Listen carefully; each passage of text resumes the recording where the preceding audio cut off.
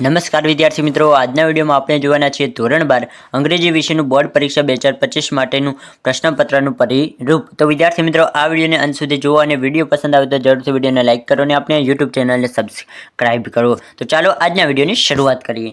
તો વિદ્યાર્થી મિત્રો, તમે જોઈ શકો છો કે ધોરણ 12 સામાન્ય પ્રવાહ વિષય અંગ્રેજી સેકન્ડ લેંગ્વેજ વાર્ષિક પરીક્ષાનું પ્રશ્નપત્રનું પરિરૂપ। અને આ વિદ્યાર્થી મિત્રો બ્લુપ્રિન્ટ પણ તમે આને ગણી શકો છો કે તમારું આ રીતે પેપર આવી શકે છે।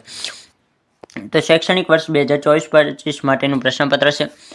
આગળ વાત કરીએ વિદ્યાર્થી મિત્રો કે કેવું પ્રશ્નપત્ર આવશે અને શું બધું હશે તેના વિશે વાત કરીએ તે પહેલાં હું તમને ખાસ જણાવી દઉં કે જો તમારી પાસે અંગ્રેજીની તૈયારી સારી રીતે કરવી હોય અને જો તમારી પાસે નવનીત ન હોય તો હું તમને ફ્રીમાં નવનીત આપીશ।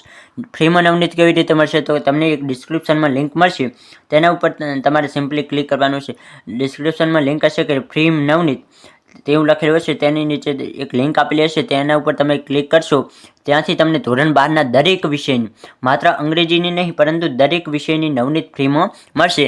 અને જો તમારે આની પીડીએફ જોઈતી હોય કે આ બ્લુપ્રિન્ટ રહી એની પીડીએફ જોઈતી હોય તો ટેલિગ્રામમાં મેં અપલોડ કરી દીધી છે। ટેલિગ્રામની લિંક પણ તમને કોમેન્ટ બોક્સમાં મળી જાય, ડિસ્ક્રિપ્શન બોક્સમાં મળી જશે।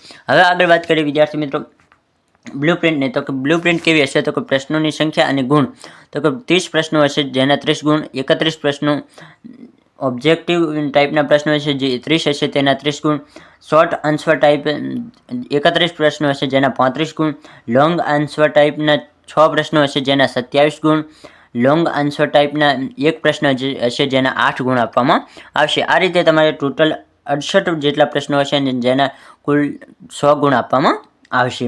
આગળ વાત કરીએ વિભાગ પ્રમાણે ગુણભાર, તો અહીં વિભાગ પ્રમાણે પણ ગુણભાર આપેલો છે કે reading comprehension, main text book, supplementary reading, unseen reading, જે આ દરેકના અલગ અલગ ગુણ આપેલા છે કે મેઇન ટેક્સ્ટ બુકના 28 ગુણ, સપ્લિમેન્ટરી રીડિંગના 13 ગુણ, અનસીન રીડિંગના 10 ગુણ, ફંક્શન અને ગ્રામર 26 ગુણનું પૂછાશે તો તમે તેના ઉપર વધુ ભાર આપી શકો છો। અને રાઇટિંગ વિભાગ જે હોય છે તે 23 ગુણનો પૂછાશે। આમ ટોટલ 100 ગુણનું તમારું પેપર જોવા મળશે। આગળ વાત કરીએ ધોરણ 12 સામાન્ય પ્રવાહનું વાર્ષિક પરીક્ષાનું પ્રશ્નપત્રનું માળખું કેવું હશે તો કે ક્વેશ્ચન નંબર 1 થી 4માં શું પૂછાશે જે અહીં લખેલું છે તો તમે જોઈ શકો છો કે ટ્રુ ફોલ્સ ને સપ્લિમેન્ટરી રીડર ને એ બધું આપેલું છે। તો તમે આની પીડીએફ જોઈતી હોય તો તમે ટેલિગ્રામમાં જોડી શકો છો। આગળ વાત કરીએ વિદ્યાર્થી મિત્રો નમૂનાનું પ્રશ્નપત્ર ખાસ તમારા માટે છે। આનાથી તમને ખબર પડશે કે તમારું બોર્ડ પરીક્ષાનું પ્રશ્નપત્ર કેવું આવશે, જેથી તમને તૈયારી કરવી હોય તો તમને બહુ જ સરળતા પડે। તો તમે આ પ્રશ્નપત્રને એકવાર જરૂરથી જોઈ લો। તો સેક્શન એમાં અલગ અલગ પ્રશ્નો આપેલા હોય છે જે અહીં આપેલા છે, અમુક ખાલી જગ્યા હોય, અમુક ટ્રુ ફોલ્સ હોય, જેમ અલગ અલગ પ્રશ્નો હશે, અમુક વિકલ્પોવાળા પ્રશ્નો હશે।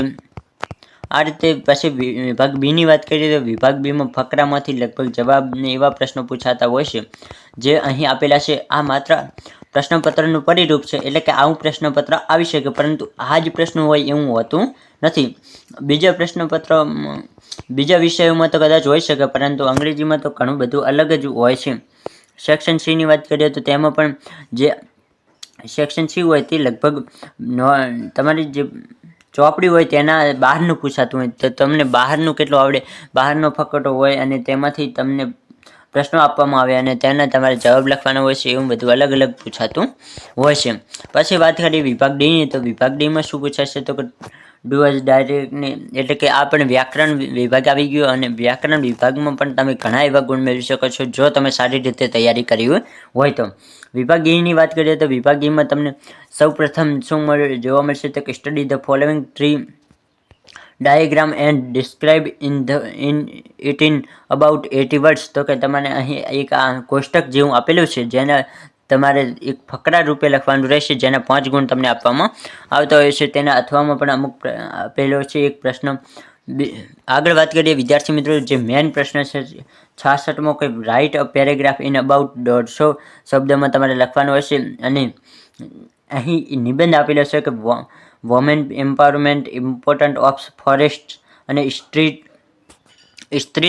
મેનેજમેન્ટ, તો આ તમને 3 નિબંધ આપેલા છે જે અથવામાં તમને સારા એવા ગુણ મેળવી શકો છો।